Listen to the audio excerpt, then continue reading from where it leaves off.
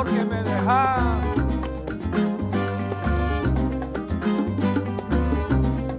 Bueno, mira, señora, ay señorita, nadie sabía lo que iba a pasar. Solamente fuiste y me dejaste solito en la eternidad. Señora, ay señorita, yo sé que ahora estás lejos de mí y siempre estoy pensando lo que estás haciendo y si te sientes más feliz. Y si te sientes más feliz, oye.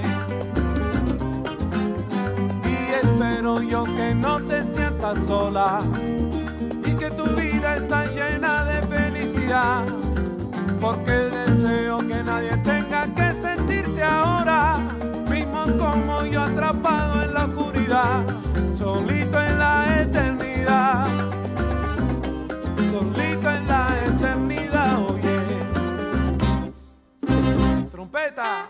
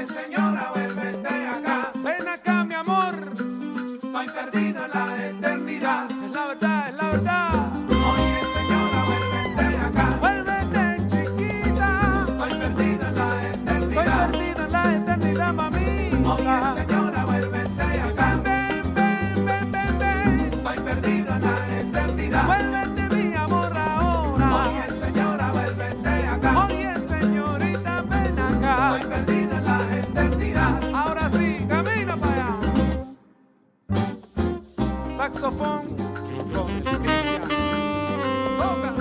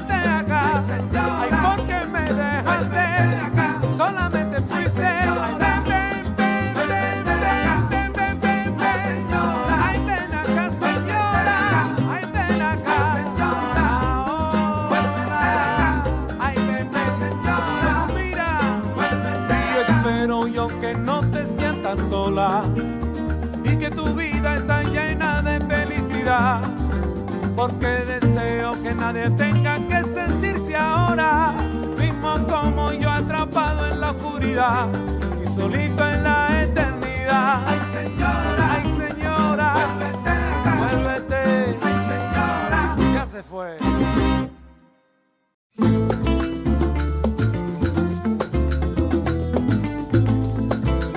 Oye, muéstrame tu tierra, mami. Vamos juntos, vaya. Bueno, mira. Oye, llévame al campo, la tierra donde naciste. Carretero tira su carreta, que recuerda donde viviste. Contemplarte en la sierra, contemplarte en los valles, y lo hacemos juntos para capturar los detalles. Tierra, tierra, muéstrame tu tierra, mamá. Tierra, tierra, muéstrame tu tierra, mamita. Tierra, tierra, tierra, tierra. Bueno, mira de nuevo, estamos viajando lejos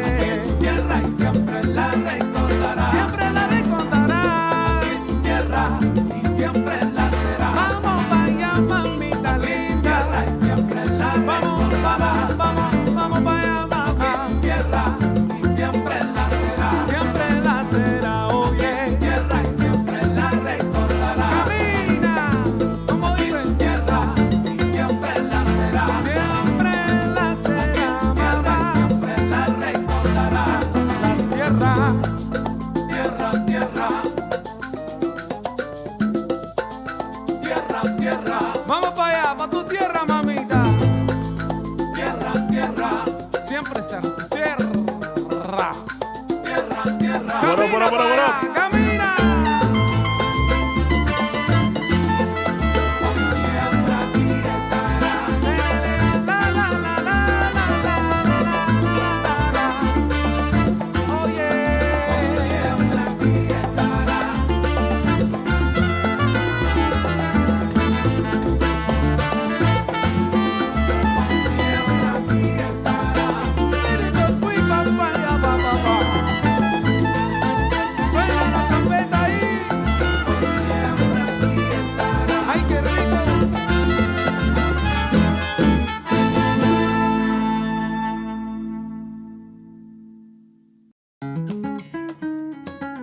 All right, we're about ready to go.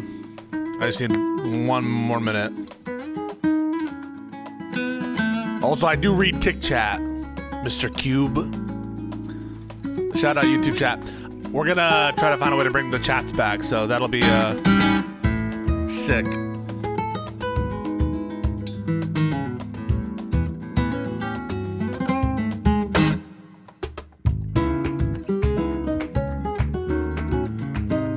There's 5 of them, all right? There's 5.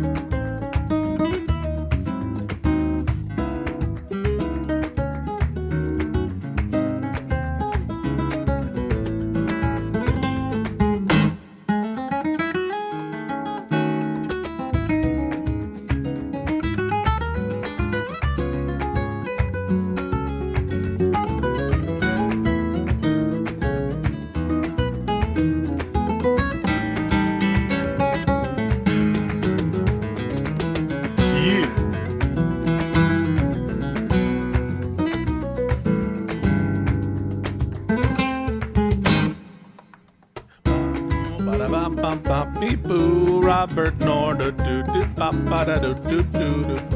Rob Noerr, Rob Noerr. What up, folks? We'll get right in a second.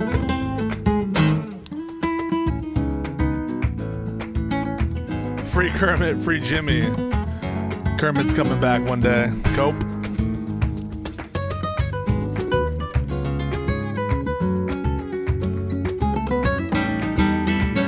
What up, Beck? Rob Snore?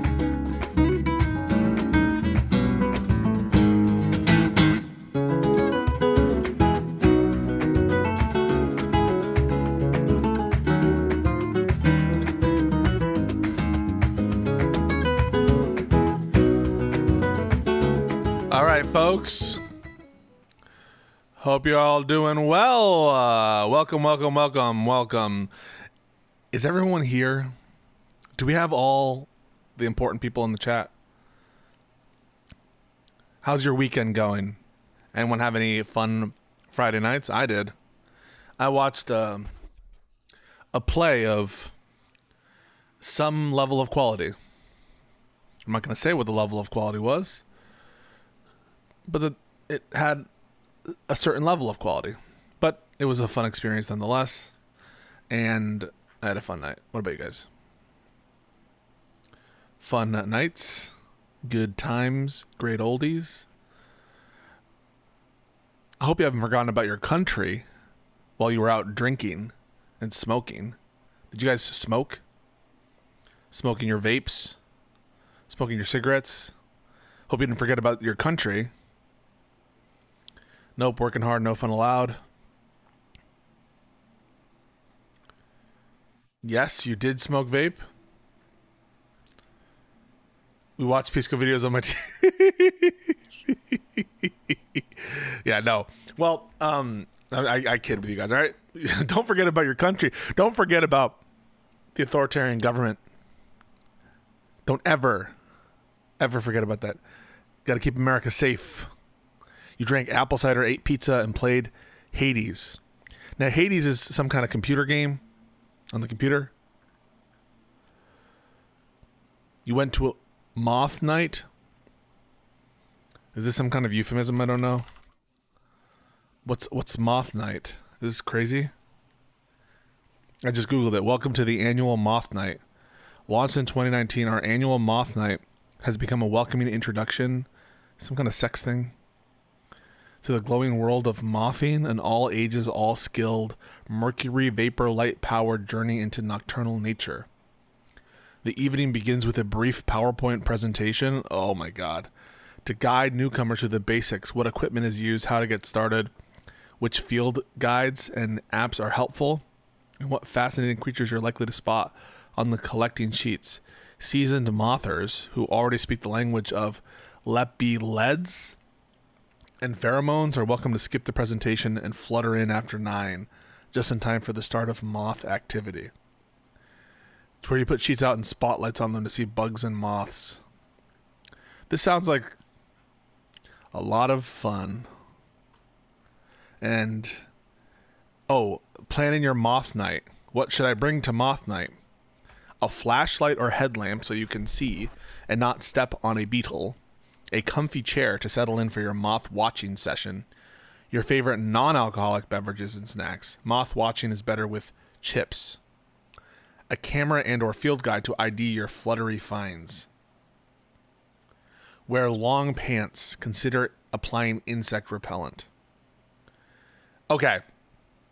Well, very interesting experience that some of us had. Some of us went to go socialize at a restaurant or something, or at some kind of indoor activity.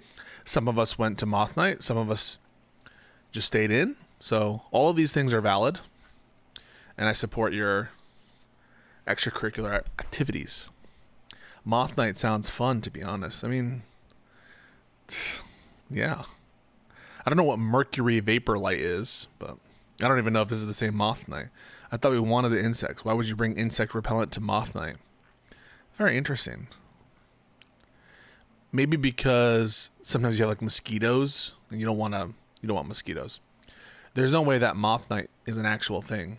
I'm assuming it is. Why would someone make a website for something that isn't real? It sounds innocent and kind of wholesome. Elite mothers know all about mercury vapor. What is mercury vapor? Mercury vapor? Sounds like it'll kill you. Mercury vapor lamp is a gas discharge lamp that uses an electric arc through vaporized mercury to produce light. The arc discharge is generally confined to a small fused quartz arc tube mounted with a larger soda lime or borosilicate glass bulb. The outer bulb may be clear or coated with phosphor. In either case, the outer bulb provides thermal insulation, protection from the ultraviolet radiation the light produces, and a convenient mounting for the fused quartz arc tube. This might as well be Mandarin to me. But if you like mercury vapor lamps or whatever, I'm not here to yuck your yum. It's never what this has been about. Elite mothers. Speaking of bugs, just kidding. I'm not gonna make that comparison. We have some Rob Noerr content to consume, folks. For those of you who don't recall who Rob Noerr is, raise your hand right now in the chat. Do you know who Rob is? Rob Noerr? Do you know the Rob Noerr lore? Well, Rob Noerr, he's a streamer. He's also a guy. Good friends with Andrew Wilson. They work together or whatever. And he also is this kind of debate guy. And we've had many different run-ins. Most recently, I think, when he was getting clowned on vis-a-vis the term insurrection, that he was trying to accuse me of being a hypocrite and inconsistent when I totally am not. He looked like a fool. You can find that video on my channel. And before that, he was the kind of guy that conservatives would try to point to be like, this guy gets in the weeds. He gets in the weeds. So Rob is the kind of person who just consumes John Solomon slop. People like Miranda Devine, these kind of idiots and propagandist shills who put out what appear to be or purport to be analysis of firsthand sources, of investigative reports, and they kind of summarize it and have some bullshit narrative. So he's a big believer in the kind of Burisma hoax. He's a big believer in the Russia hoax.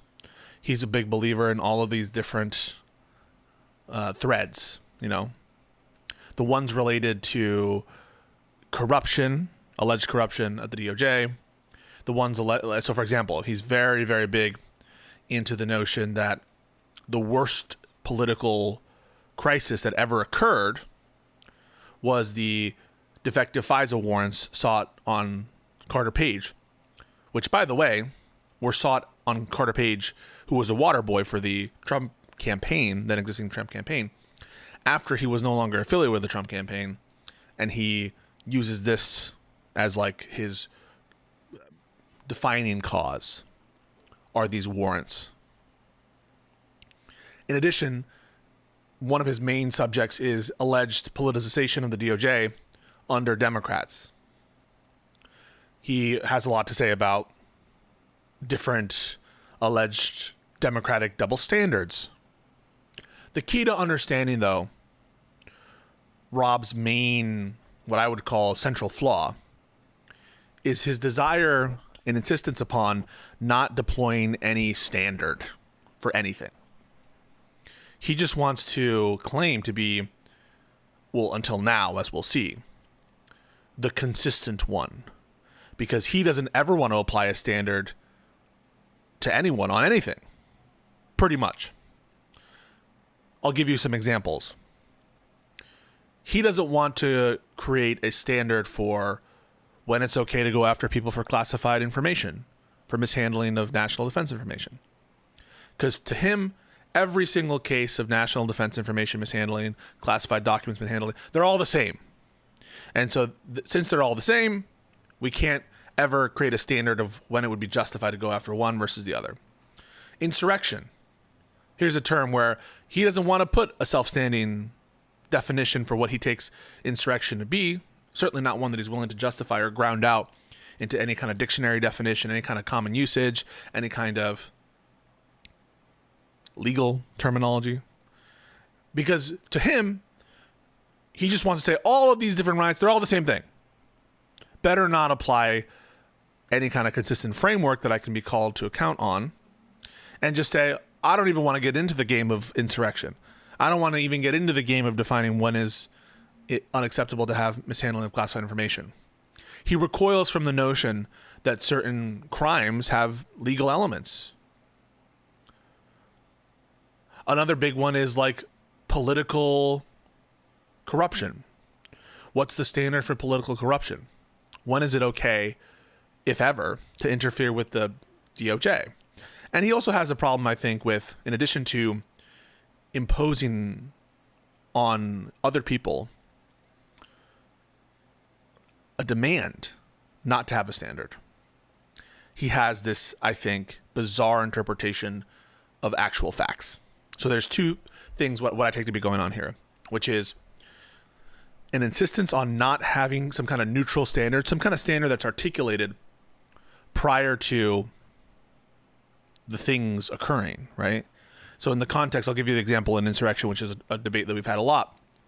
We've debated insurrection, about what is an insurrection. I'm like, well, to understand what a word means, either in a legal or colloquial context, I understand that to be like the usage of a word.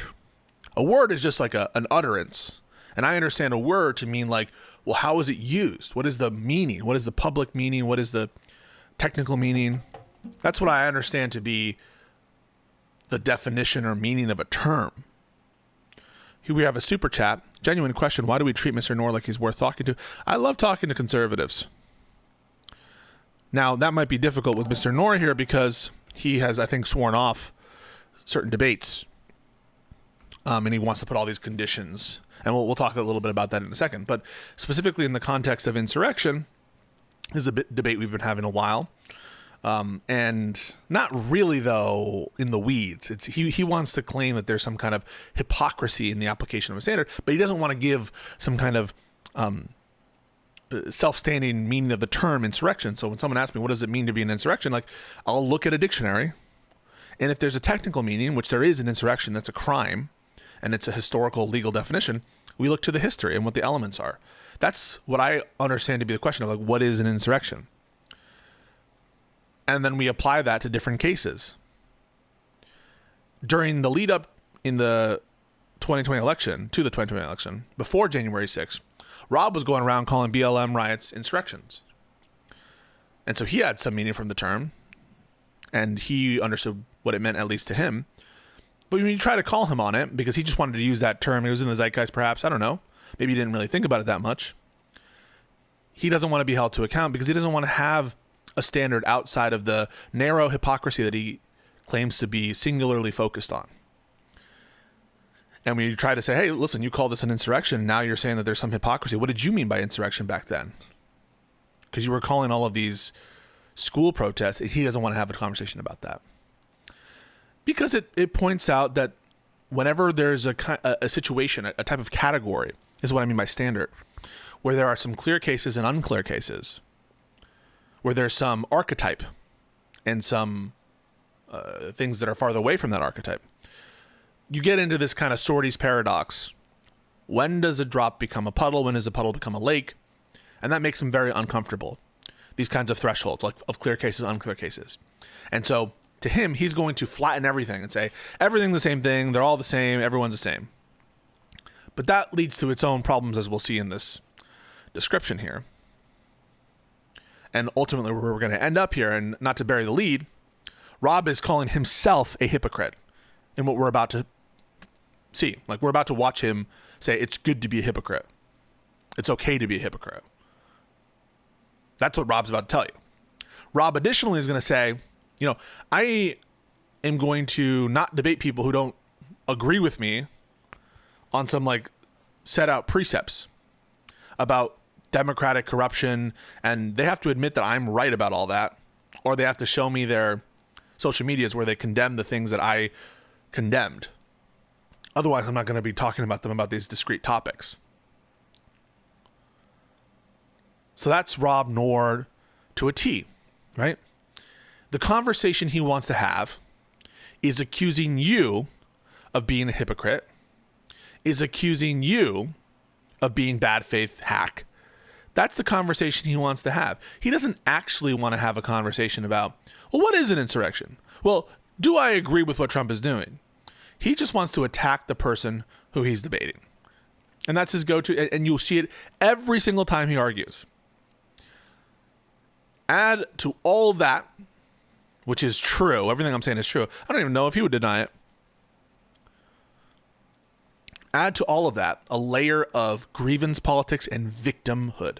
He's always like, I'm tired of it. I'm tired. I'm so tired of pretending that he has the hardest fucking job of all time, that he has been a victim, that he has been silenced for years and years and years. And pretty much being a baby. That's what Rob's whole shtick is. And on any one of these cases, he gets blown out of the water easily every time. On the Russia hoax, on the Burisma hoax, on the insurrection conversation, which he's not even willing to have. We've never even really had it forcefully. We've only had it in the context of him trying to accuse me of being a hypocrite, and I very quickly defeat him on that. Where he's left with saying, yes, I want to just chimp you. I just want to cut you out of context. And deliberately misunderstand. He loses his shit.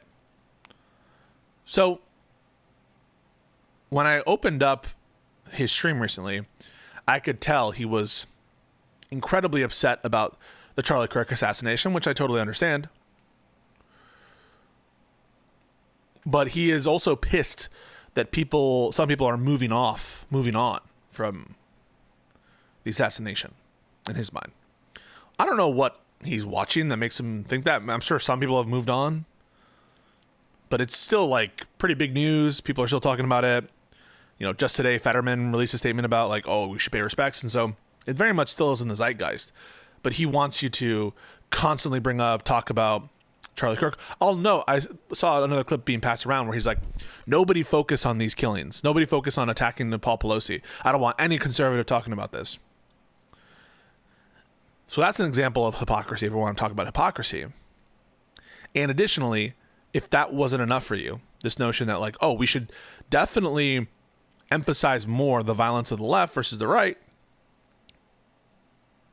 and that we should ignore whenever the right wing does violence, which is precisely, by the way, what he accuses others of trying to do. So he's no better if that's the metric we're analyzing. Now he's just openly stating, yes, I'm a hypocrite, and yes, it's good. And I'll let you tell me if you think that my characterization is off.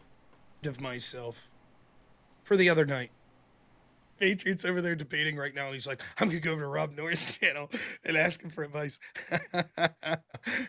So we're just gonna watch a little Rob, and I don't know exactly when it comes in, but I assume it's in the next like 10 minutes, and I want to talk about it. Funny. It's good shit. It's a good joke, but now he's gonna be misfit patriot man.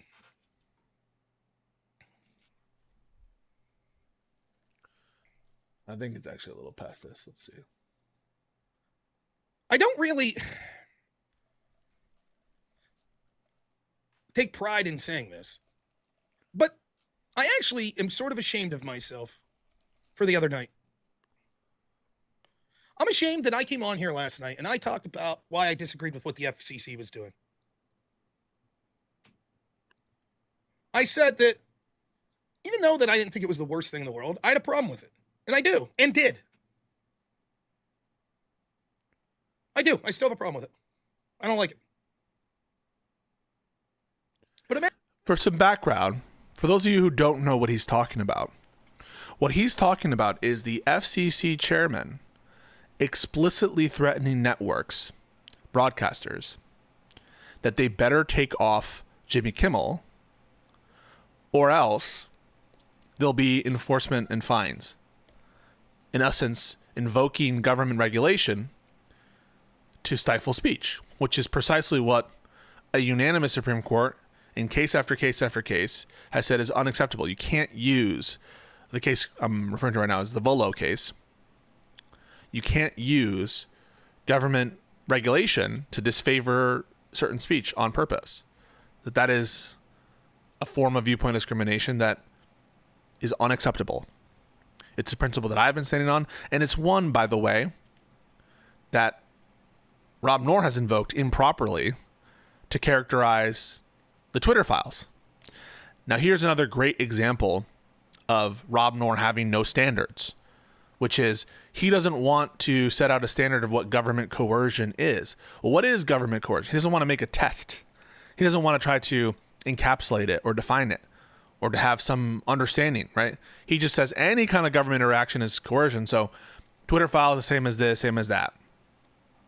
That's just another example. But this is a principle that he claimed to hold dear, which is the government using its power to stifle speech it didn't agree with.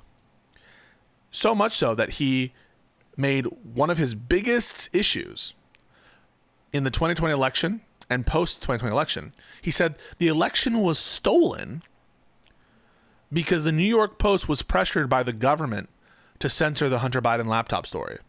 Now, there are a lot of problems to the predicate there, which is the government didn't censor the New York Post story.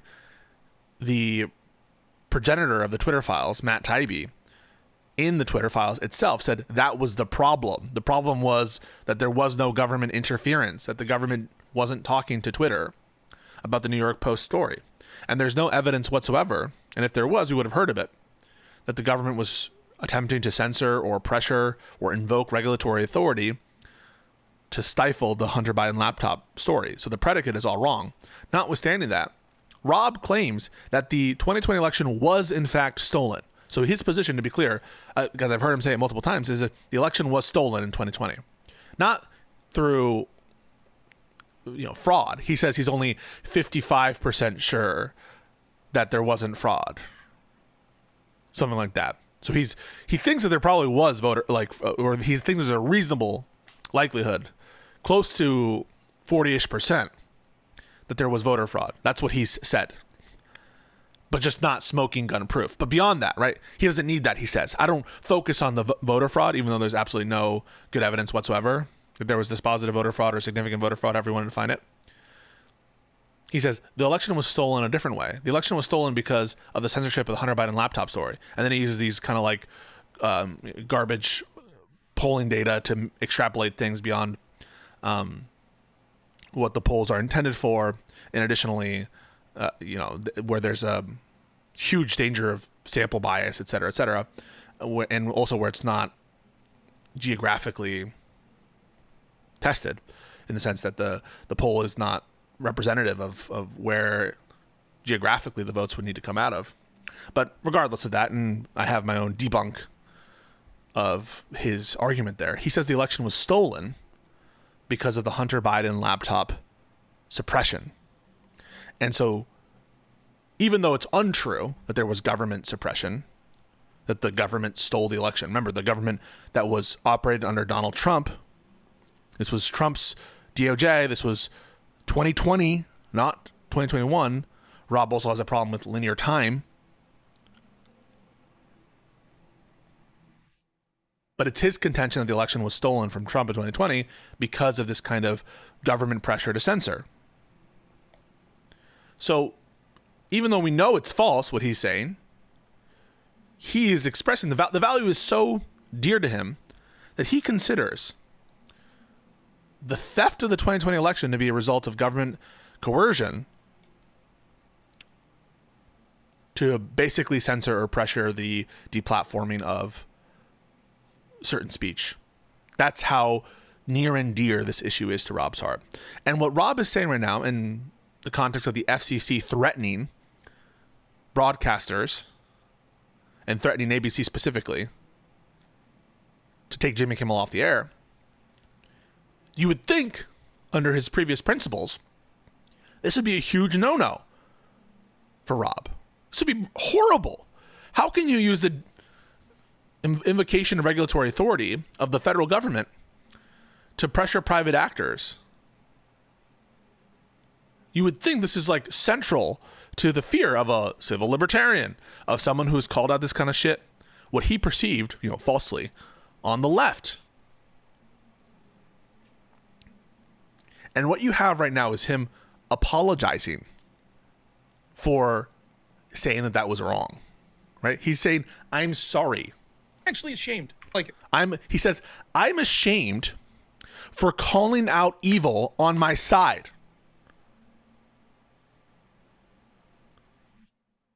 In other words, he's saying, it was wrong. I shouldn't have done it.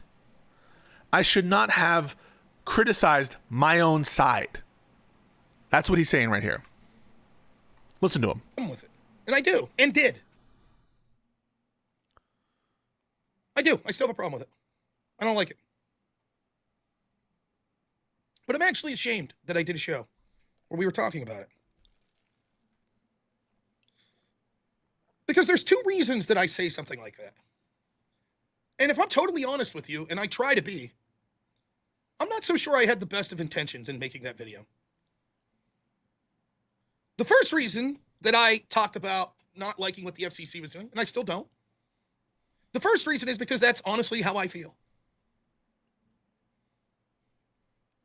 I do feel that way. Now, it's not as bad as I talked to our great friend, by the way, the Chad of the week, Mr. Ubercross, talked to him, and he's like, actually, it's not as clear-cut as you think. But nonetheless, even if it's within the legal framework, I'm not the biggest fan of that. That's code, by the way, that it's within the legal framework, but forget about that for those of you listening. I'm not talking about whether you agree with me or disagree with me that what the FCC did was right or wrong. That's not the point here. Forget about all that. My point is I'm ashamed that I did a video talking about it. And the reason I did a video talking about it was two reasons. One, because it's what I really think. And what good would I be if I'm not telling you, when it comes to serious matters, my actual, honest-to-goodness opinions on it? I hope that no matter what you think, if anything, I'm too transparent. I too much have my heart in my sleeve sometimes. I'm too emotional sometimes.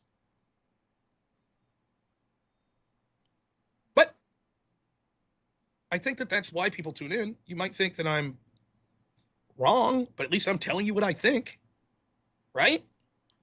And I fight with my audience a lot. Remember the week where Trump bombed Iran and I was like, this is fucking bad. My audience massively disagreed with me. Then the Epstein file stuff, and a lot of my audience disagreed with me, blaming Trump, saying how he mishandled that. If we get to $1,000, I'll join Sarah's panel tonight. Fair enough. I can't tell you how long I'll be there because I might get kicked, but I'll join for $1,000. Nonetheless.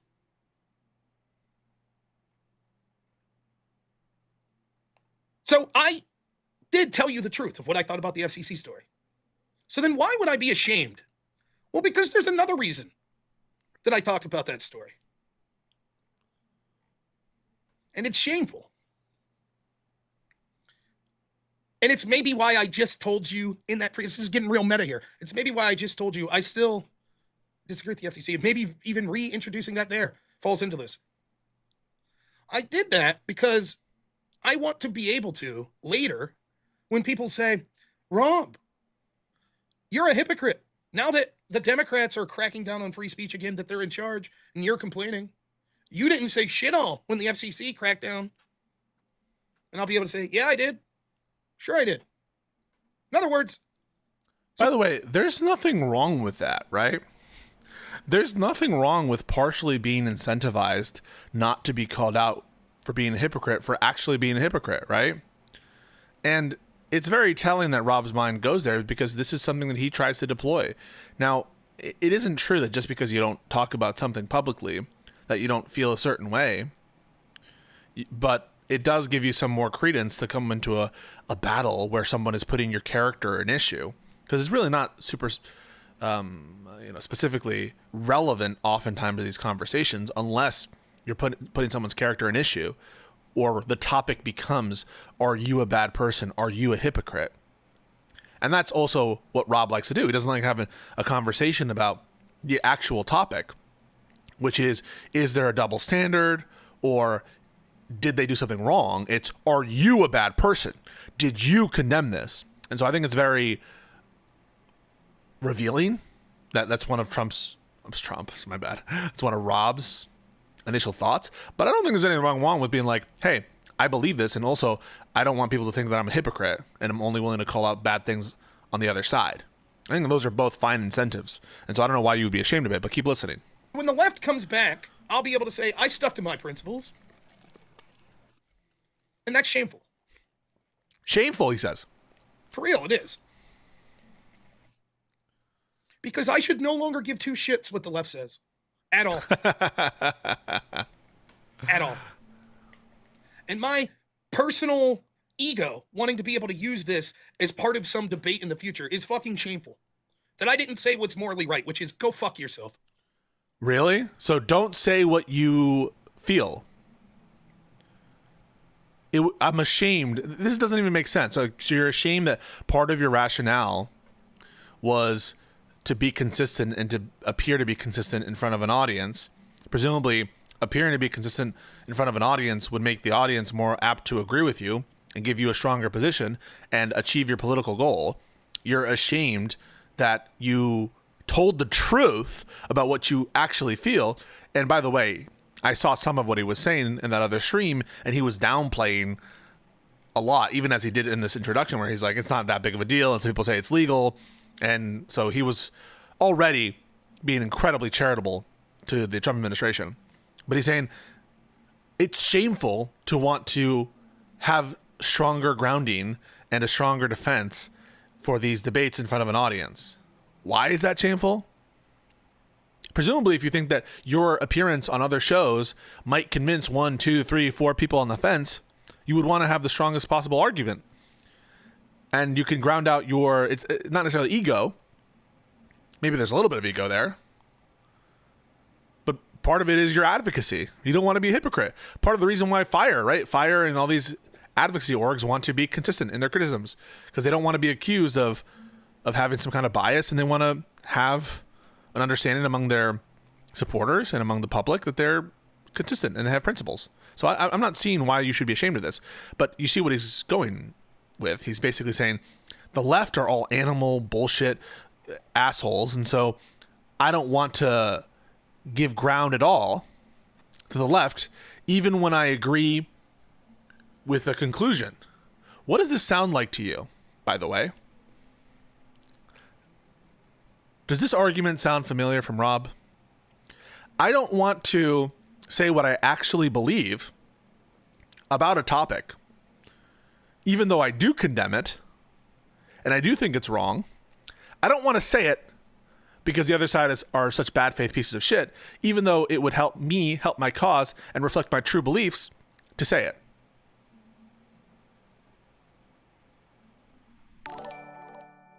Super Chat, what do you think Rob's motivation is?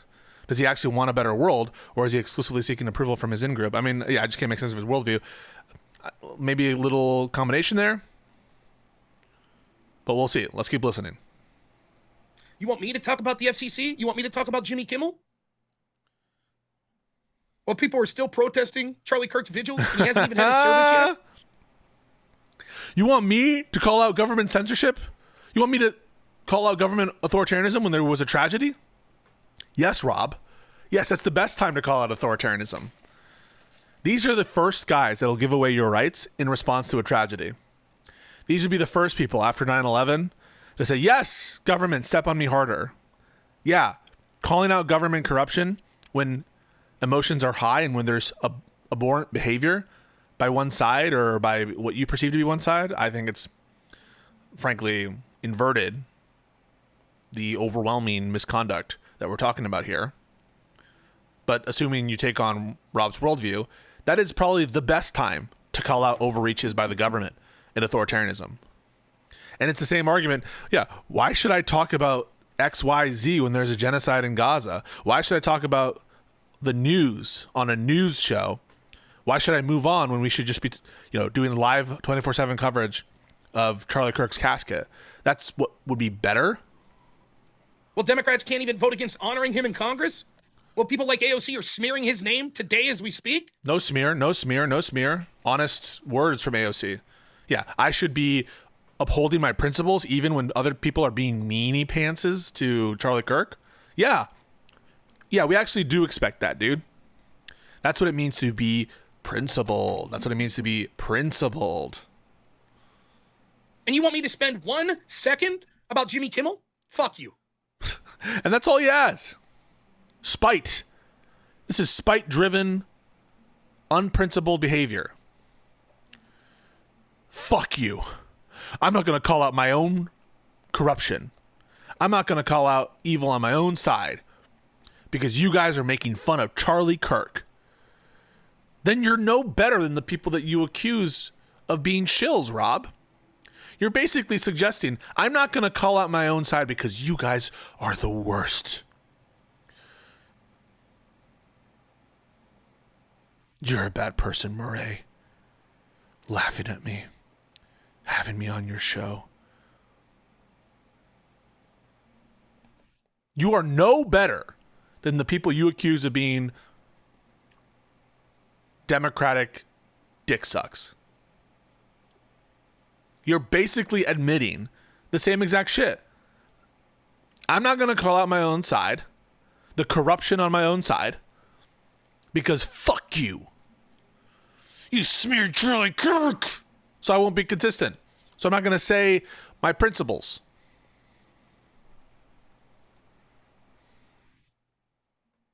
That's what I should have said.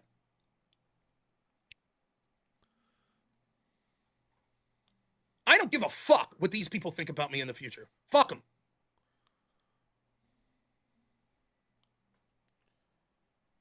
And I think that someone put it better than me, and I'd like to play the video. And guess who he's going to play right now?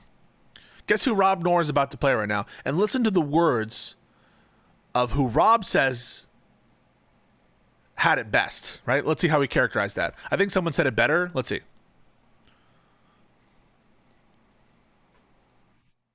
And I think that someone put it better than me.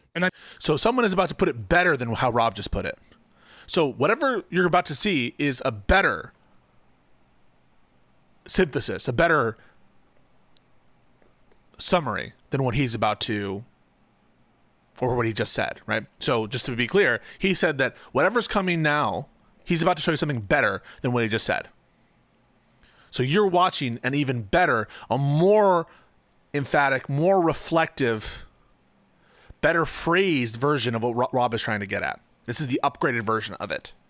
And who do you think is going to play? See if you can guess. I'd like to play the video.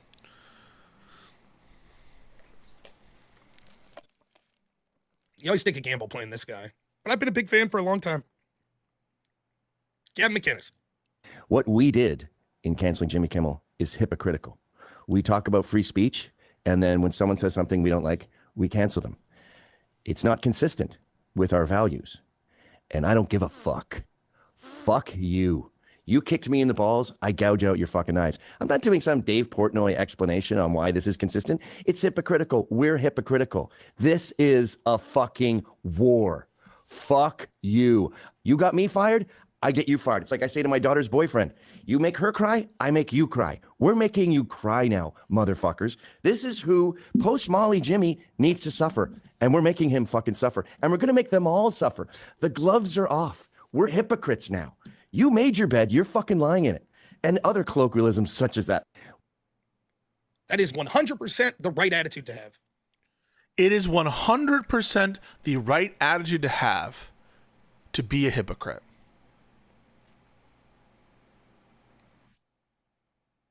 What does that mean? That means Rob is saying, if it's 100% correct, I take that to mean that's his preference. It's his preference that he be a hypocrite. It's the morally correct thing, Rob says, to be a hypocrite. This is an admission.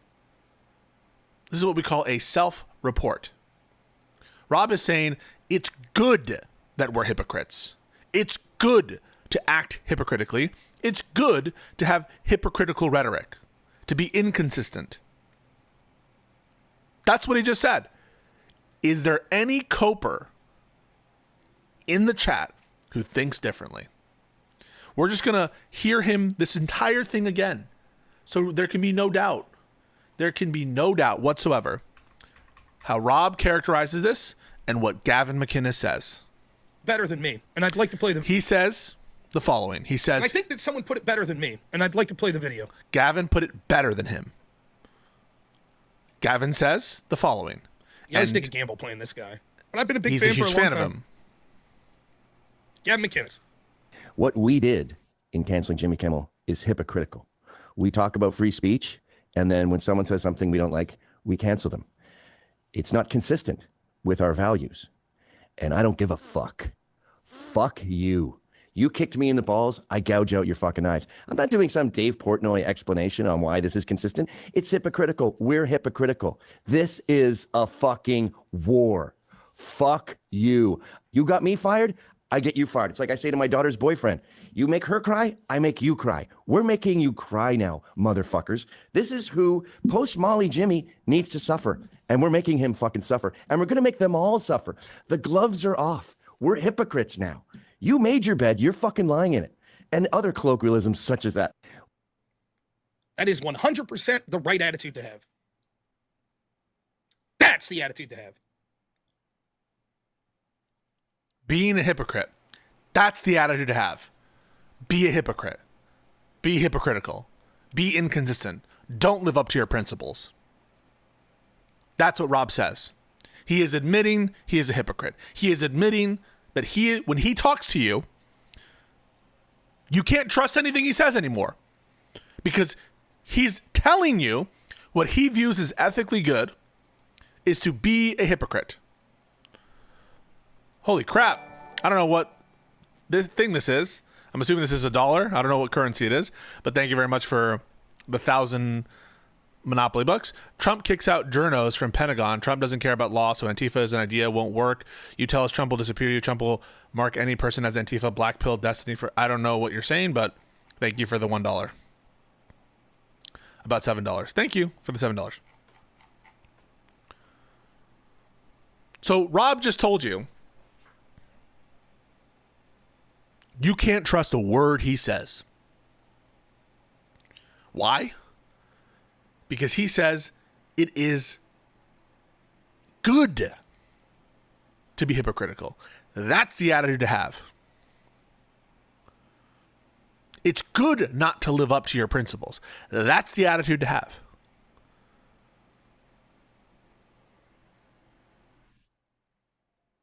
It's an admission. It's an admission of bad faith. Hypocrisy, knowingly saying things that you don't believe and not upholding a standard of consistency and doing that consciously. Isn't that the definition of bad faith? So we always knew that Rob was a hypocrite. We always knew that Rob was bad faith. But now we have an admission. This is an admission. I have my feelings. I have my feelings of saying I didn't like the FCC doing that, or I didn't like this thing, or I didn't like that thing. But why does that matter at this point? Who cares? Fuck you. Who cares about my own feelings regarding government authoritarianism? Isn't that precisely what Rob has been supposedly trying to call out from the left for all these years? Is you didn't call out your own side when it came to authoritarianism. Well, the chickens have come home to roost. That's the poison and toxic, often falsely, that he spewed against other people, and it was a self-report the entire time. The entire time it was a self-report, and now it's laid bare before you. He doesn't want to call out his own side. He wants to cover up for the government corruption and authoritarianism on his own side. It's what he's telling you. Verbatim. I just showed it to you. We're going to keep listening to make sure that you don't think that I'm missing out any important context, but he's essentially saying, yeah, I feel ashamed for calling out the government corruption on my own side. The exact thing he was accusing the left of doing, oftentimes falsely. You covered up, you cheered on the government corruption, government authoritarianism on your own side. He's telling you, yeah, I do that. Or to the extent I don't do it, I'm ashamed of myself.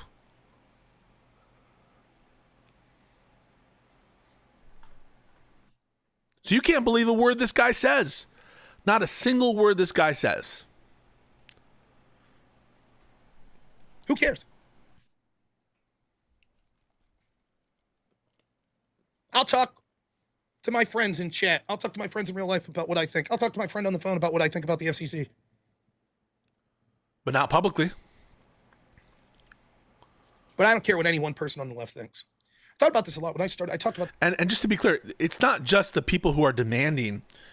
I don't want you to read into this, well, he just means he doesn't want the left wing to demand that of him. He's not going to respond to the left wing demanding that of him.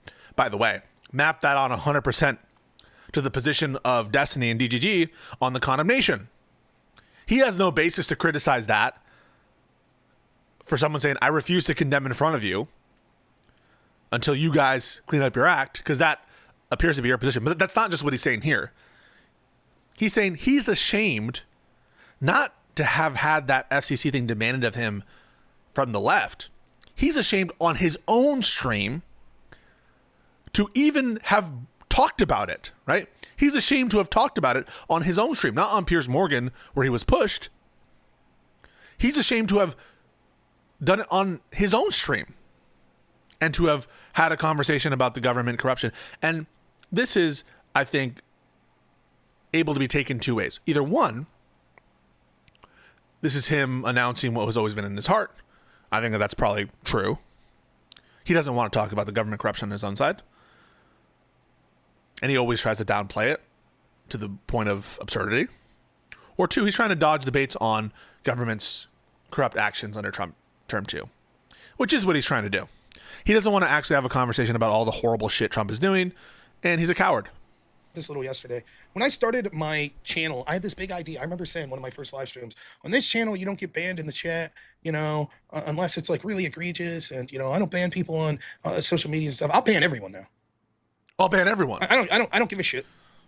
I probably banned 200 people on Twitter here. I don't do that, by the way, guys. You know that. I keep my haters around. We got all the haters. He said, I'll ban you. I don't give a shit. I've been radicalized by Charlie Kirk's assassination. Now I ban everybody.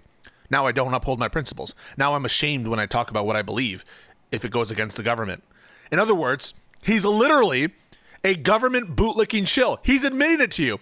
I feel bad that I criticized Trump. I should have just kept my mouth shut. In some respect, he is upholding the ideal of Charlie Kirk. Charlie Kirk, who was a shameless propagandist. Charlie Kirk, who was a shameless government bootlicking shill. So in some sense, you can say he's upholding Charlie Kirk's most fervent ideals, which is to trust and worship power at all times and under all circumstances. That's consistent. But he's admitting to you, I feel bad for criticizing Big Brother. I feel bad that I vocalized my dislike. And keep in mind, he was downplaying to the point of absurdity the true scope of the authoritarian overreach here. But that even the little bit that he was willing to say, I don't really like it. I think it's horrible. That's what he said. He feels ashamed for it. So it's not just that the demand was made from the left. It's that he brought it up at all. He's telling you he's a shameless government bootlicking chill, that that's good, that he wants to do that, that in fact, Gavin McInnes said it better than anyone else could. He said, yes, it's hypocritical. Yes, we're hypocrites. And what does Rob say? That's the exact attitude to take. That is the attitude to take. That's what Rob said. You can't trust a word this guy says because he's telling you he'll be inauthentic. He's telling you he's going to, unnaturally withhold his criticisms of the ruling government. He's telling you that the right attitude to take is one of hypocrisy. The past fucking week. I don't give a fuck. Do not give a shit.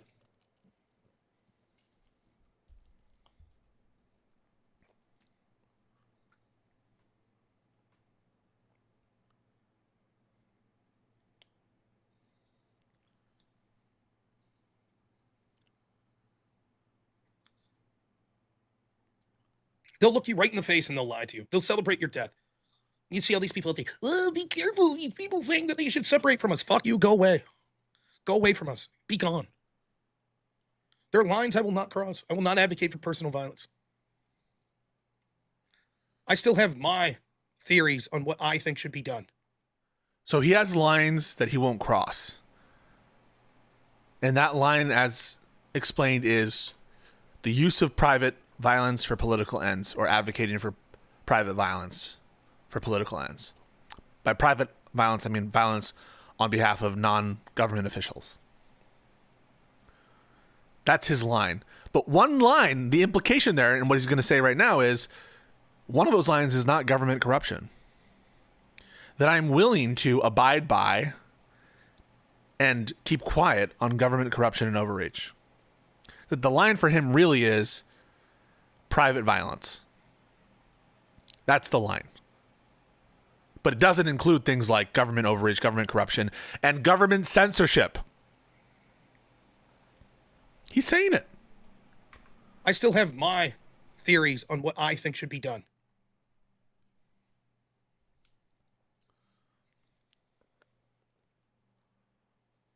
A huge percentage of the party that I disagree with wants me dead. Really? What am I going to do? Complain about? They don't know who you are. Things my side does? Is this what you do if you're on the battlefield? On the battlefield. If you want to stand for something on like Rob, please provide California Prop 50 redistricting effort to level the playing field against these hacks. No, 100% true. And I totally support the efforts by Gavin Newsom, the better Gavin, out in California to level the playing field. Totally support it. And yeah.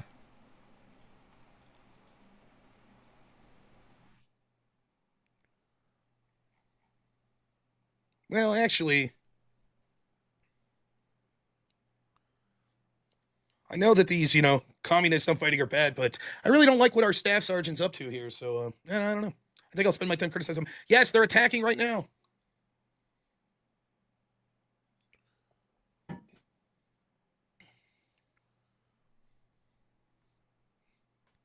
No.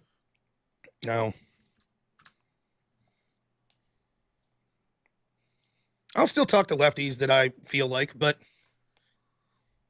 I'm just over it. So nothing's changed, he says. He's just saying, I'm going to have discretion about who I talk to. And I'm just going to, I'll also talk to lefties when I want to, which is the same as before. Like, this is the problem. There's at least an inconsistency, or at least the appearance of an inconsistency when you're like, well, now I've changed. Now I'm only going to talk to lefties when I want to. Okay, weren't you always doing that? Do you think Taylor works with Trump, the Dark Money 90 influencer list? You debated Dark Money a couple weeks ago. Could they be the first Antifa? I don't know what you're talking about, James. You're talking about Taylor Lorenz? Who's Taylor? About $10. Thank you so much for that. I don't think that Taylor Lorenz is working with Trump. No. Taylor Swift. Taylor Lautner. No, I don't. So nothing has changed, right? Like, you're still going to just talk to lefties when you want. So, but I think this is a signal to his heart, which is, I don't want to take these uncomfortable debates about government corruption under Trump unless they already agreed with me. But even then, right, I don't want to have a conversation where I talk about the bad stuff that Trump is doing. That's what the signal, the implication here is 100% obvious.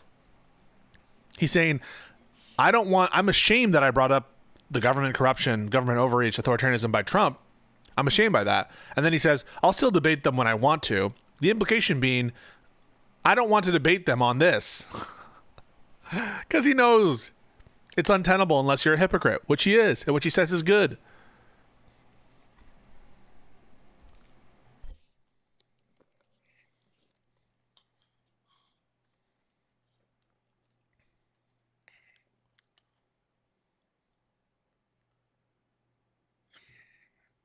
I'm looking for something here real quick. We'll wait with you, Rob.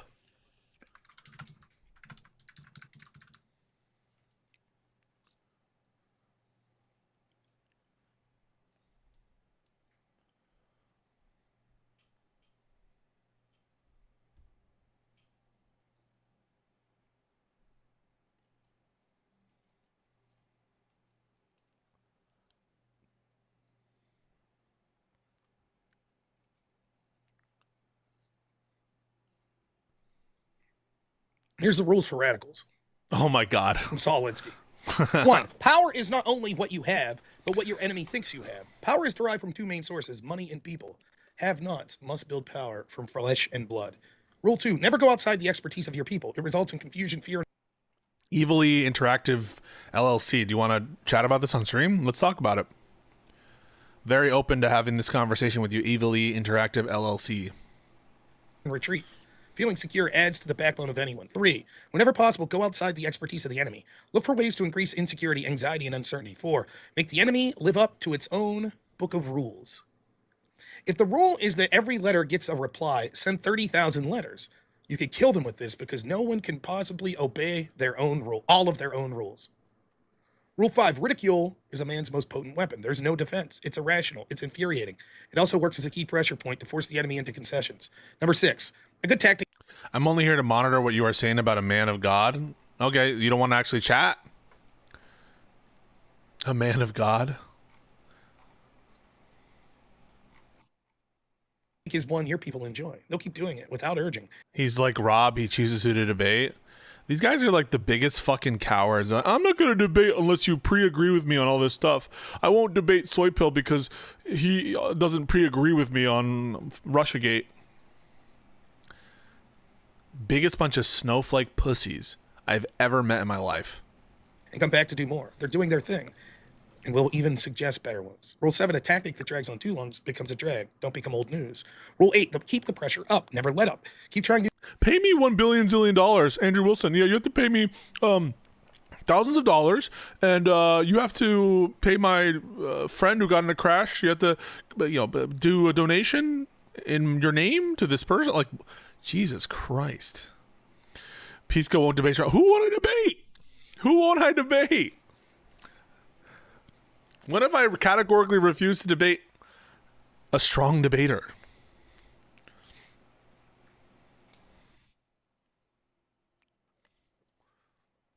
I invite them all the time. I don't like refuse these debates. Two things to keep the opposition off balance. As the opposition masters one approach, hit them from the flank with something new. Rule 9, the threat is usually more terrifying than the thing itself. Imagination and ego could dream up many more consequences than any activist. Rule 10. So now he's like fucking doing this rules for radicals thing meme where they're like, this is their plan. Their plan is to make sure that we're not hypocrites. And we have to be hypocrites. Otherwise we will lose our whole country unless we're hypocrites. If you push a negative hard enough, it will push through to become a positive. Violence from the other side could win the public to your side because the public sympathizes with the underdog. Rob is basically just monologuing mantras to himself to justify hypocrisy and bad faith. Just kind of sad to watch. I mean, I saw a little bit of this on the way back from something I was doing, and I was like, "What the? This is so fucking cringe." 11. The price of a successful attack is a constructive alternative. Never let the enemy score points because you're caught without a solution to the problem. Rule 12. Pick the target, freeze it, personalize it, and polarize it. Cut off the support network and isolate the target from sympathy. Go after people and not institutions. People hurt faster than institutions. Rule 4. Make the enemy live up to its own book of rules. If the rule is that every letter gets a reply sent 30,000 letters, you can kill them with this because no one can possibly obey all of their own rules.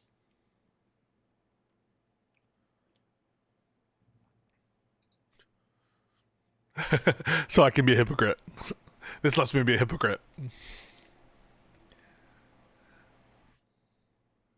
What we did in canceling Jimmy Kimmel is hypocritical.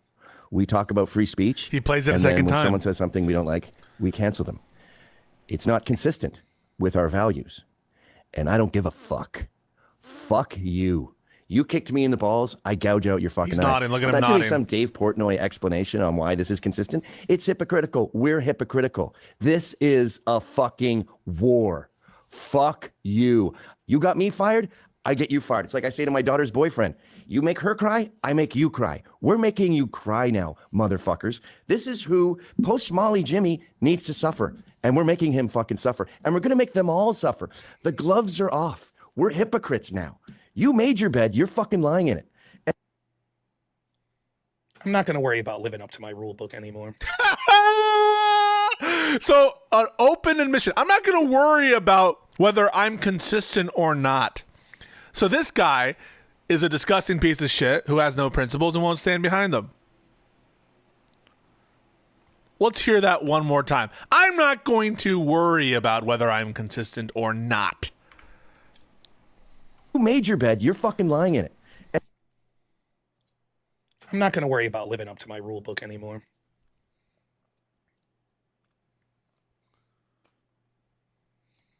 I'll have a limited set of rules that I think that I'll abide by no matter what. No personal violence. It's unstrategic. It's immoral. That's it. That's it. That's the one rule. And tonight you're going to break your one rule. That's his rule. That's it. On every other subject, this guy is telling you, you can't believe a word he says. Because he can give you a rule, and he just said, I have no interest in holding myself to that rule. I am worried that I am a Hutchie and his face was on the Destiny video that went viral. Hutch 1 second after the end of the clip. Destiny said, should not have said that, but they won't care. Hope Hutch okay. Thank you for the super chat. Happy Hutch has taken a couple of the days. Appreciate your contribution here, James. But he just told you. He just told you, I'm not going to uphold anything but my most limited rule set, which is no personal violence. That's it. I'm going to play this again. I'll have a worry about living up. Fucking lying in it. I'm not going to worry about living up to my rule book anymore.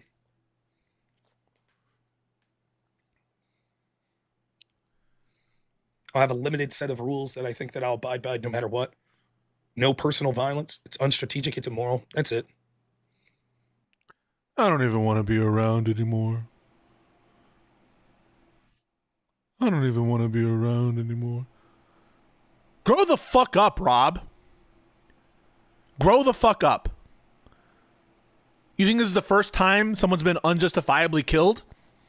You're going to act like a fucking baby and say, I don't need to be principled anymore because they shot Charlie Kirk?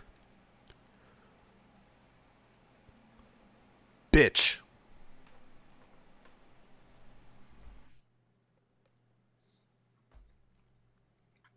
No. One side will win.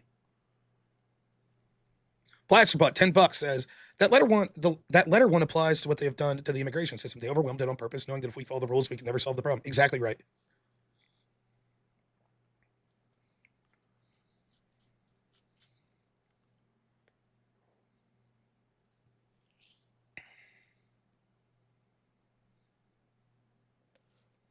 Charlie Kirk lived up to his standards. Holy shit. Look what it got him. Let's not uphold Charlie Kirk's standard, which, by the way, as I mentioned before, you are, by being a government bootlicking shill, you are upholding Charlie Kirk's highest ideal. But to the extent that there's this, I don't know, legendary status that Charlie Kirk has obtained, this martyrdom status, these principles that he supposedly upheld, you're like, look what Charlie Kirk was doing. He upheld his principles and it got him killed. And so I'm not going to lead by his example. I'm not going to follow the path he set forth. I'm going to dishonor what I take to be his legacy. And you admire Charlie Kirk, bro?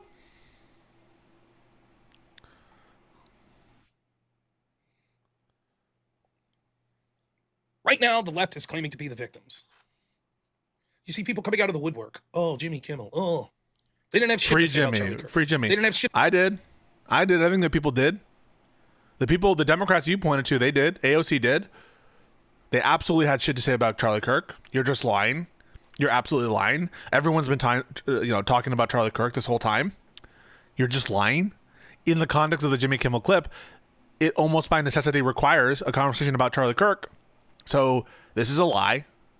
And of course, you should expect lies from Rob, because Rob just told you, I'm not going to hold myself to any rule set. To say when Tucker Carlson got fired. They didn't have shit to say when Tim Allen did. They didn't have shit to say when Roseanne Barr did.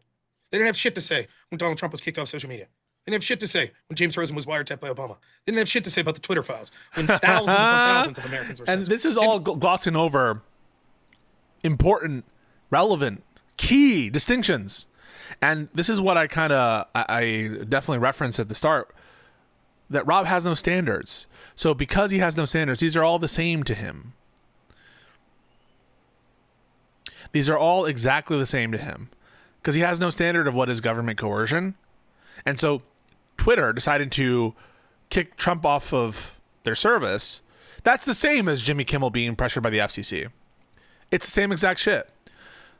You know, the FBI talking to Facebook and Twitter about possible Russian bots and violations of TOS. That's the same as invoking regulatory authority to coerce action and suppression of speech. That's the same thing. Because you don't have a standard of what government coercion is, what it would look like. And so because you have no standard, they're all the same to you because you're a fucking idiot. Not care. Did not care at all. They didn't care. I would totally be open to another AJW and Rob debate, 100%. So open to it. But Rob is saying, I'm not going to do it. Gina Carano, another. Gina Carano, fired by Disney. Is there any evidence whatsoever that the FCC, that government coercion caused the firing of her? Anything? They didn't care.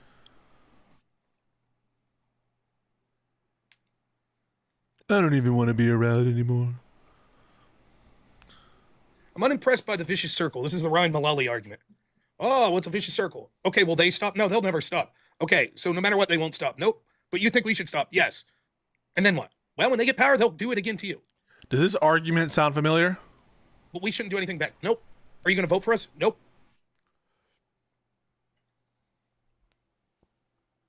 If the argument is an eye for an eye makes the world go blind, I'd rather have a blind world than my enemies get to take out my eyes and laugh at my wife.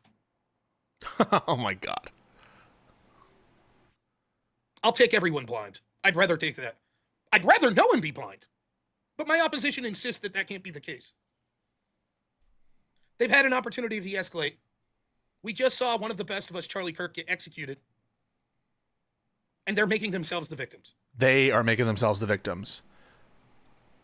Everyone of any importance, in my opinion, save for a couple of iconoclasts, condemn the shooting, but we're not going to be part of your whitewash campaign, and we're not going to say that Charlie Kirk's legacy is an honorable one worth upholding, because it isn't, and we don't feel that way. And it would be a disservice to what we said. Also a disservice, by the way, for some of these right-wing critics of Charlie Kirk who are now lionizing him, when before, Fuentes was saying, he's not even a real Christian, he's not a conservative, he's a piece of shit, he's a Israel simp, etc., etc.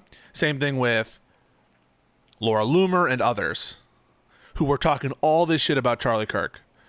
And so it comes off as inauthentic when such people are trying to lionize Charlie Kirk and say, he was the best of us. Because he was the best of us. They wanted to show how good you could be. What's the line? The Joker chose me. because you were the best of us. He wanted to show even someone as good as you could fall. Well, he was right. You're the one pointing the gun, Harvey. So point it at the people responsible.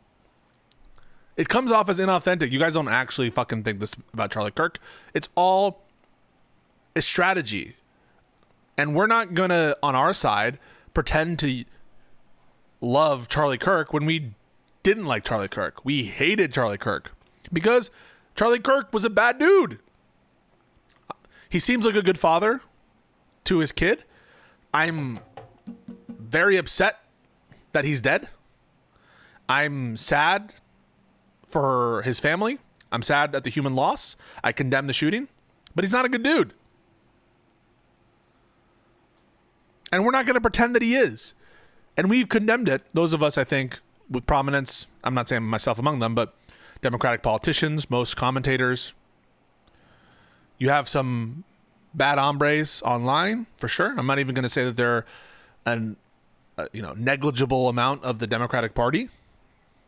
I'm not even going to say that. I don't think it's a particularly large segment of the Democratic Party. I think the way that some of these some of these questions are phrased, it's like, could it be somewhat justified to use political violence in X context? Well, now, are you asking in any hypothetical context? Because if that's the truth, then like even you would answer yes to that question. So I don't really think that.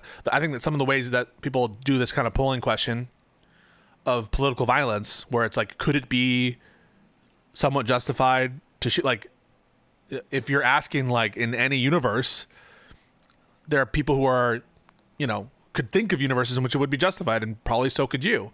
No one that answers that question, I think, should be necessarily thought to be saying, like, in the current paradigm right now as we sit here, unless the question is phrased in such a way. But I don't think that the people who are genuinely celebrating the assassination of Charlie Kirk make up the significant percentage of Democratic voters. I don't think it's negligible, but I just want to be clear about that. If this, Stephen L. Miller has been saying this all week, if this doesn't cause them to change, nothing will. They couldn't take a moment to stop calling us fascist when Charlie Kirk was killed by a guy who wrote, "Catch this fascist on a bullet." I, by the way, didn't say anything like personally negative about Charlie Kirk for 24 hours, but that's probably the most that good decency is going to get from me from a prominent fascist. Sorry. And at that point, it's just a matter of grace. I don't think anyone has any obligation to not say what they feel about him being a fascist, which I have said, do say, and will say, because it's what I feel. They couldn't even take more than a couple days.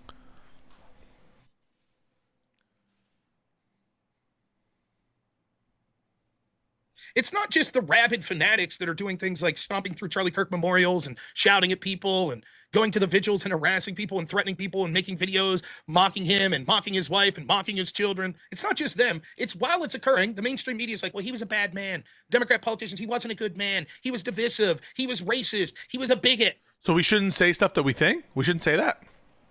It's wrong to say that? That means that you should no longer want to be consistent on your rule book because we're being honest, right? We're being consistent.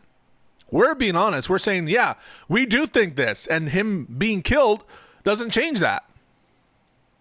It basically is a condemnable, cowardly, dastardly criminal assassination, terrorism.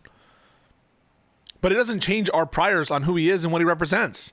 We're the ones being consistent, and you're like, oh, because you're being consistent with your values, and you are reasserting things that you believed before his death when it shouldn't reasonably change your beliefs, right? We're not all you, Rob.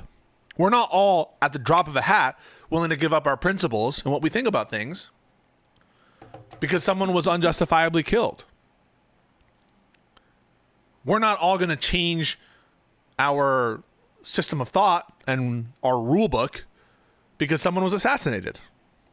That's the hypocrisy that you embody and that you want to demand of us, but we're not going to give that to you.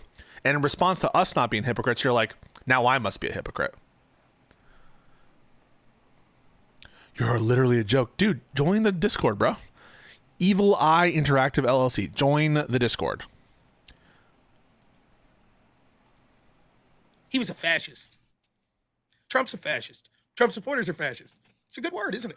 Fascist. Word that Trump used. Trump used it.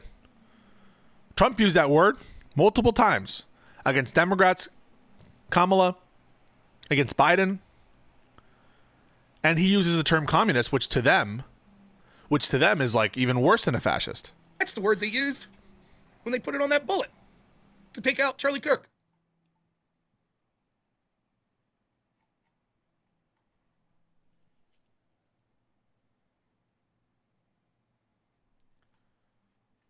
You like the Batman impression? They put it on the bullet. If this doesn't get them to change, what will?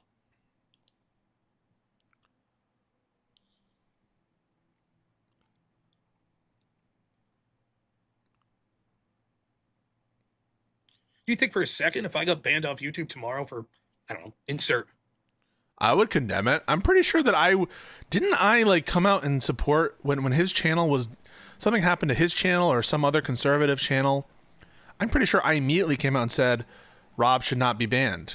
Let me just see if I could, I'm pretty sure I literally did this.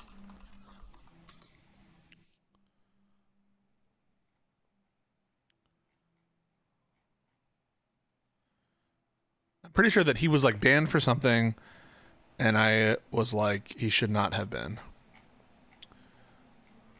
I have too many Rob posts. Fuck. I'll find it one of these days. But I'm almost positive.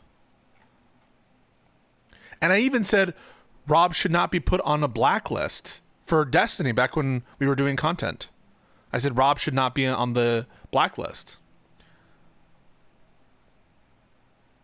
I said, I think Rob made a mistake with the AI and he should own it, but we should take that on a lesson on AI. But I don't think Rob should be blacklisted.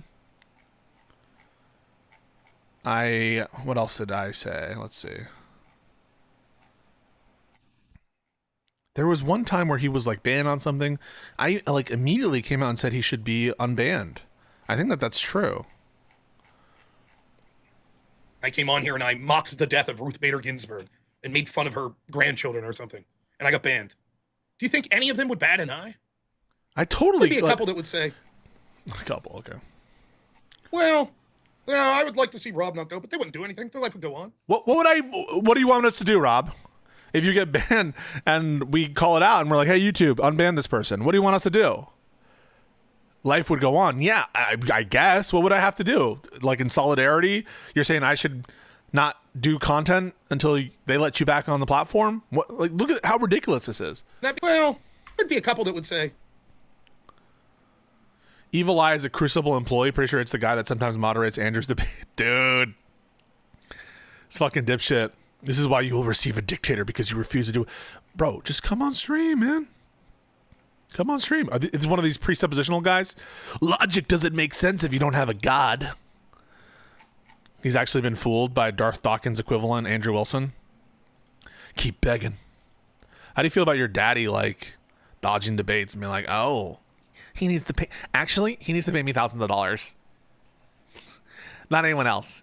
Pisco specifically, thousands of dollars.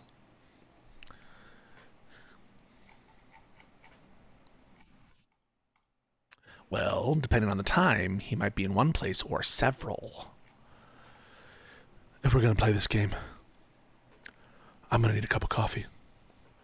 Oh, the good cop, bad cop routine. My father is sitting in heaven on his throne. All right, dude. Well, I would like to see Rob not go, but they wouldn't do anything. Their life would go on. Yeah, my life would go on. What would you want me to do? Fucking bomb YouTube? Is that what you would want me to do? I wouldn't ever do that. I'm not in favor of that kind of violence. I think that's terroristic, but that's what you would want? Like us to do something more than call it out and bring attention to it? Like, what am I supposed to do? Fucking end my life because in a video game because you decided to get banned or something? Sorry, someone banned you unjustifiably? You want to hear the awful thing? So would you all. Yeah, your life would go on. Yeah. This is what I mean. He sounds like that guy from I Think You Should Leave. I don't even want to be around anymore. Your life would go on if I wasn't here. Like, sorry. You'd be like, that sucks. You'd be pissed for like a month, and then life would go on. You're all shitty like that. But I'm even worse than you all are.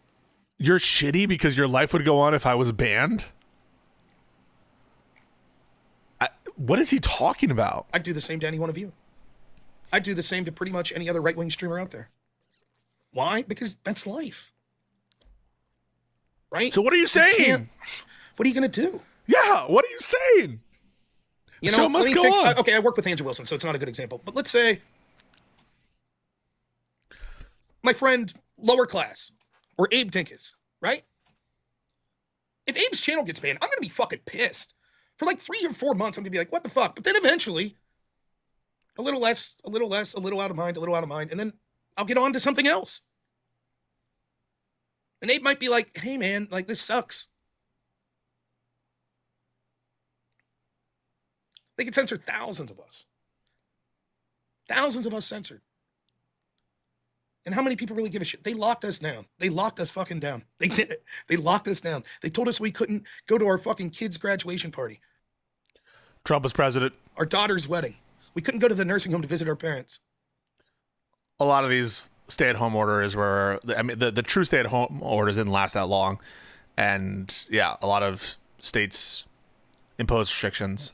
It was a pandemic. Trump was president. We couldn't fucking go to work. Our small business closed down because we were called non-essential.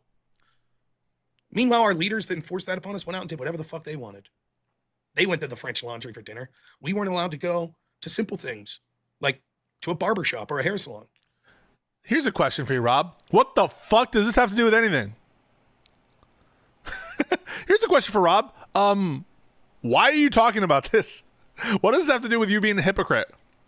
They locked us up. And this is what I mean. It's the constant victim of, like, get over it. Get over you being a victim. If you want to talk about COVID, great. Talk about COVID. But I'm so sick and tired of you being sick and tired. I'm so over you claiming victimhood status and doing your laundry list of grievances every time any issue comes up.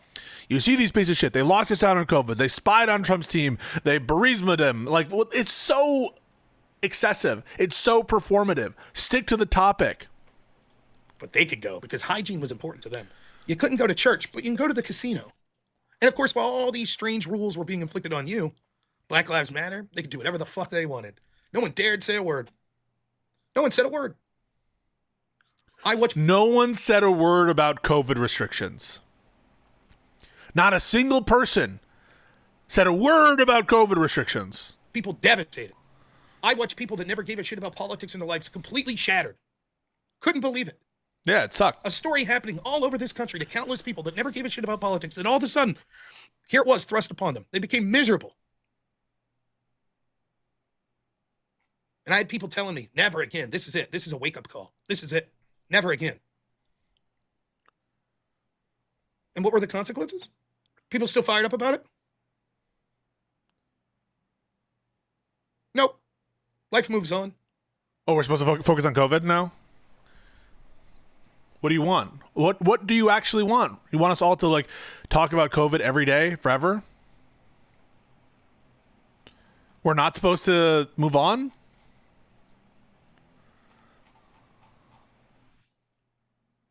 It moved on. Sometimes I go back, I think about that. I talk about COVID a lot. And it amazes me. We know. I barely talk about it, which is bad enough. But I probably talk about it more than the average person. They barely talk about it at all. Oh, it was all fire and brimstone at the time. These bastards, never again. Yeah, we showed them, didn't we?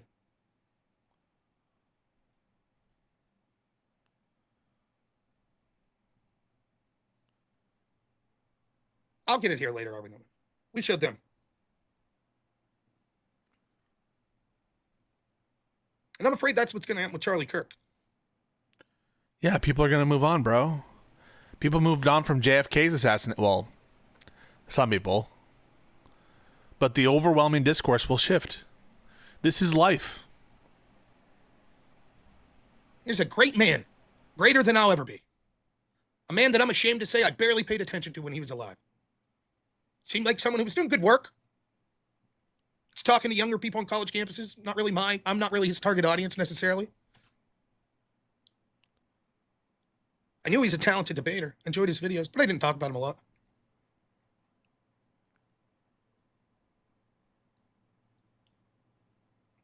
Seemed like a great husband, great father. Taken.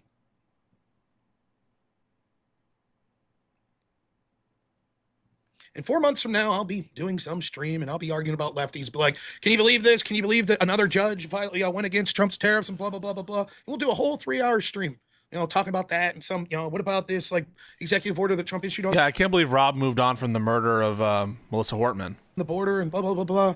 Oh, new development on Russiagate. Let's play some whip songs. Thanks, everyone. Good night. And I'll lay down in bed. I'll go shower and I'll lay in bed and it'll be 4 a.m. I'll look over. I'll see my wife. She'll be asleep because she's a normal human being that sleeps like normal hours. Right before I close my eyes, then I'll remember. Then it'll hit me.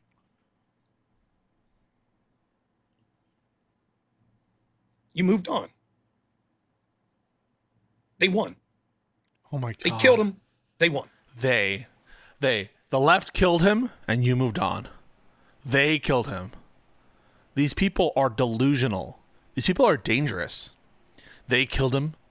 Like, we got the guy, right? We arrested the guy.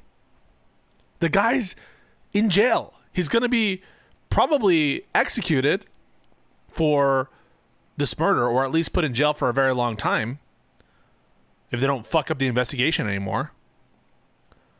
They killed him and you moved on. You want to know why?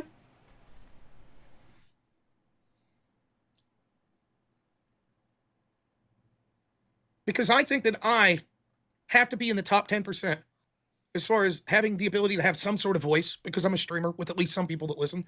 And I've been trying real hard to keep the memory of Charlie Kirk alive. Everyone agrees with that, right? Go ahead, you can blow smoke up my ass here, right? It's true. Talk about Charlie a lot, right? I've tried to honor his memory. Anyone disagree? I think I've done a pretty good job.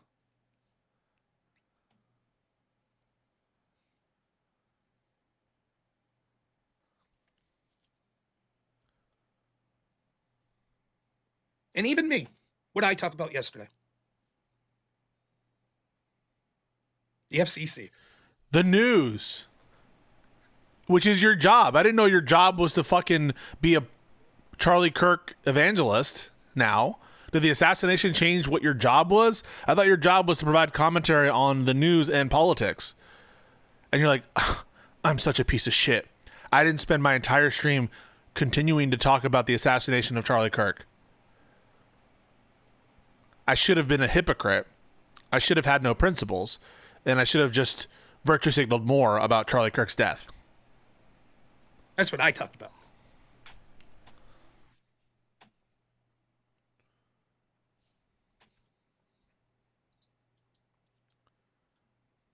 You know what I did? I fell for rule 4. Make the enemy live up to its own book of rules. Oh, no. Even me. Even me. Even amazing me. That's what I did. And I shouldn't have lived up to So my I thought about principles. this today. It was like, I shouldn't have do you done ever that. wonder how this happens? Do you ever wonder how we have these moments and we're like, how did this happen? How did we move on from that? We told ourselves at the time, never again. This won't happen again. And they're so fucking good that within months, we're back to normal. No one gives a shit. We've moved on to the next thing. Don't believe me? Okay, try this. Let's rewind the clock a little. Do you remember at the height of Doge, right? Let's rewind the clock a little bit. These cops would never... Fuck, what is it? Oh, my God. Let's rewind the clock back a year. These cops and lawyers wouldn't dare cross any of you. I mean, what happened? Did your balls drop off? You see, a guy like me, a freak, a guy like me. Listen, I know why you have these little group therapy sessions in broad daylight. The Batman. Sorry. First couple months in, we had Doge, and then... Remember there was a spending bill that came up? What do you remember about that spending bill? Go ahead. What do you remember? I remember being pissed. right? I was pissed. And I said, well, there's a big, beautiful bill, right? Now I'm remembering what it's called, the big, beautiful bill. And I remember saying, well, on one hand, it raises the debt ceiling, and I don't like that. And it's got the spending. But on the other hand, if it's for deportations, right? Rob is like rediscovering object and concept permanence. The notion that things exist outside of his current conscious thought and his current perception. And I remember saying, I was like, here's the thing, though. We're always told next time. This time we need to spend the money. Next time we'll cut the budget next time. But this time we need to spend the money. And I said, but here's the problem. Next time never comes because there's always an emergency. There's always a crisis. There's always the big thing that's happening right then. And we're always told, oh, this thing's so big. Maybe it's a war. Maybe it's a pandemic. Maybe it's an assassination. Before, they were all about the Pokemon cards, and then it changed, and it was Pokemon Go, and now it's these Labubu's. Why did things change? We just let it change? And now we're supposed to be, oh, shiny Labubu. Like, I don't even understand. What is the point you're trying to make here? Is there a moral prescription? We should care about past thing over current thing? Maybe current thing is more important to care about. Maybe past thing, we got our use out of it, or maybe we resolved the past thing, for example, by arresting the shooter and starting the process of bringing him to justice.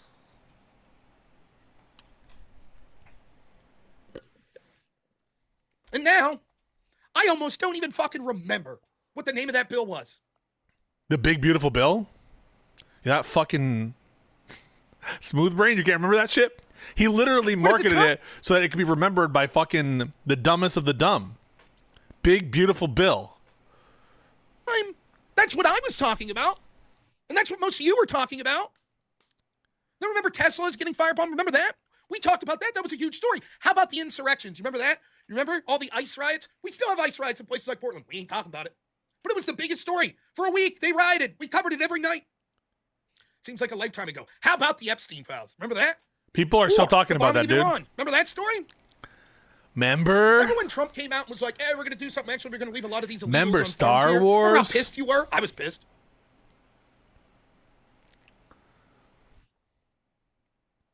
How about Ukraine, Russia? Remember that? Remember when J.D. Vance kind of gave Zelensky the business? That's a big story, wasn't it? Old man points at sky. Did he just start complaining about Big Beautiful Bill after he said he was done criticizing? Saw it today. I don't even remember her name at this point. What's her name? Karen Lynn Leavitt, the White House secretary. I think it was from today. She had Tulsi Gabbard up there, and Tulsi was saying they've submitted people for a criminal investigation to the DOJ, and it sounds like Obama's one of them. I was like, holy fuck, Russiagate, wow, look at this. And then I was like, really? Is that going to be it? Is that going to be it? Is that going to be what makes me move on from Charlie Kirk? Not care anymore. That's cool. I virtue signaled for a week. I did it. Nice. I thought about it a lot. More than I should have, probably, if I'm honest. It really was getting to me. It still is. I just can't get it out of my... You thought about it more than you should have? If you thought about it more than you should have, why are you like mad at yourself for moving on? I don't even know if I think he's just like stream of conscious at this point. I don't know if he's like making a point. Yeah. Those girls running to him. Yeah, it was tough to watch. So what am I going to do about it? Talk about Russiagate next week? You know what I'll do about it? You know what I'm going to do about it? Jack shit. I'm going to do less than nothing. I'm going to help the left move on from it. Because I'm going to say, yeah, the FCC should have done this. So are you now saying that you're going to back away from your principle of not having any principle? I don't even understand at this point. I didn't watch this portion of it. That's what I'll do. But I'm a good man. I stuck to my principles. Wow, I'm so proud of myself. I showed everyone. Look how principled I am. See, everyone? I was against the FCC doing that. I'm not like the left. I hold myself to my principles. I live up to my own book of rules. Of course, I can't totally, but I tried. Ha-ha! I showed them.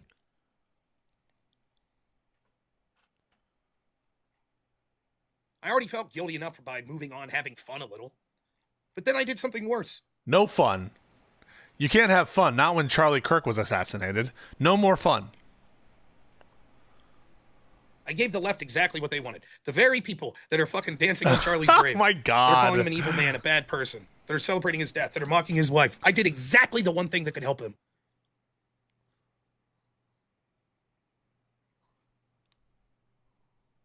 I helped them change the narrative.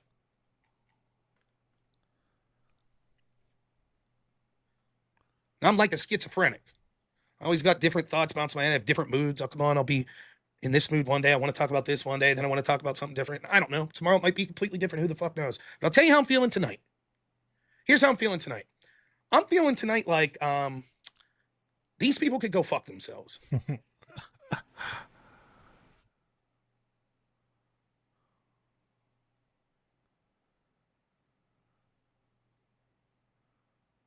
D:. I don't care what their frustrations are about the FCC. Fuck you. You're not the victim. Jimmy Kimmel's not the victim. Charlie Kirk Kirk's is the victim. victim. Charlie Kirk's wife's a victim. Charlie Kirk's children. They're victims. You'll be on the way to the fucking gulag, and he'll be like, why are you complaining that you're being sent to the gulag because you said Charlie Kirk had a weird face? You're not the victim. Jimmy Kimmel's not the victim. Kirk is the victim. That's what they'll be saying to you when they're marching to the gulag. Not you, you fucking human pile of excrement. Jimmy Kimmel, fuck you. Well, technically, the way that the FCC went about it is sort of intimidation by the government. Fuck you. You want to know what's intimidation? 55% of Democrats saying they can at least somewhat justify the murder of Donald Trump. That's fucking intimidation. I had to watch these pieces of shit go on their streams and say conservatives should fear for their lives to go in public. Don't worry. Destiny walked it back. Oh, no. Oh, what I mean by that is like, say you had someone waving a gun about in public. You want them to be fearful that someone would do something about it. That's all I'm saying. See, I don't even understand. It sounds like a bad quote. And so you probably shouldn't say the quote that can be like misinterpreted that way. But like, it is essentially what all of the conservatives are themselves saying. They're like, you killed the negotiator. You killed the neutral one. And now you're left with us. It's basically saying that the climate of fear is appropriate. You should be fearful because look at what you collectively have done. You understand? So they're the ones who are suggesting that this fear, and they're saying, good, you look scared. You should be scared. They're saying this shit. And so I don't really think that they have a problem. If this concept were to be elaborated with them, I think that they would be like, yeah, you should be afraid because you killed the best among us. So libs should be afraid. Oh, okay. Never mind then.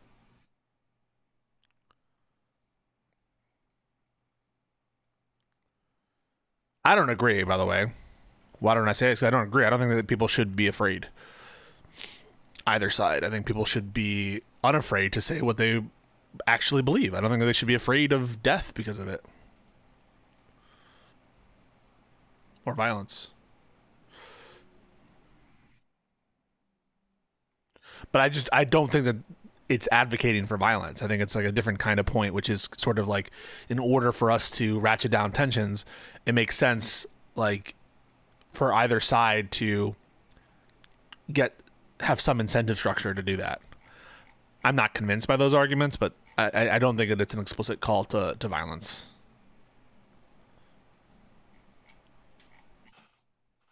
So I'm going to try to remind myself to not give a shit. Okay. Yeah, don't give a shit not about give into their principles. Rules, because they don't have any. I'll ask God to forgive me. I'll ask my wife to forgive me. I'll ask my son to forgive me. But not them. Not the people that want me dead. We don't want you dead, Rob. We don't want you dead. I don't want you dead. All right. What I want is for you to stop soying out and stop claiming to your audience that it's okay or justified not to have any principles. Because what we can take from this entire exchange is that you can't trust a word this guy says until he backs off from this stream, until he says, you know what, I was in the heat of passion. I shouldn't have said that. I think that this person needs to be disregarded completely in terms of any seriousness to what he's saying, because you can't have any expectation that he'll be consistent. He's telling you out loud, I'm a hypocrite, and that's good. I should be a hypocrite. That when Gavin McInnes says, yeah, that's the attitude we need, he says, that's the attitude. That's the exact right attitude. That I would, if I was behaving morally, ethically, according to Rob, that he would withhold his criticisms of the authoritarian actions of the political party that he supports. That's his position. And that's exactly the thing that he said that he was so against, was the left wing making excuses for the corruption of their own side. He's literally out loud saying, that's what I think is good to do. I'm ashamed that I covered the FCC story because I don't want to do that in the context of the current paradigm, because rules for radicals say that it's bad to uphold your own principles because that's a tactic of the left or something. So anyway, I saw that. I thought it was fucking ridiculous. I'll make a video edit of this segment. I gotta go do something, but I hope you enjoyed seeing Rob for what he is, what he always has been: bad faith, hack, government bootlicking shill. And yeah, we'll talk again real soon. I might stream later tonight, but maybe not. I might be going to a museum or something. So stay cool.